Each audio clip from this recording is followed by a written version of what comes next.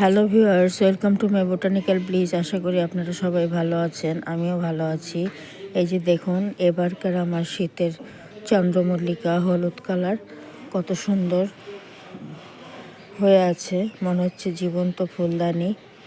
চন্দ্রমল্লিকা এমনই, যখন ফুল হয় একদম, আর এই ফুল অনেক দিন স্টে করে, অনেক দিন পর্যন্ত গাছে থাকে। এই গাছের মাটি আমি তৈরি করেছিলাম 50% বাগানের মাটি, 30% গোবর সার, 20% কোকোপিট দিয়ে।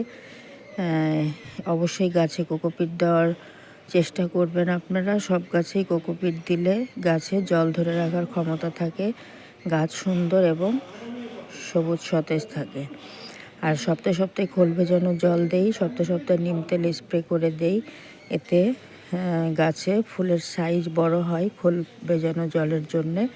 আর নিম তেল স্প্রে করলে গাছে পোকামাকড় আক্রমণ হয় না, গাছ সুস্থ সুন্দর সতেজ থাকে।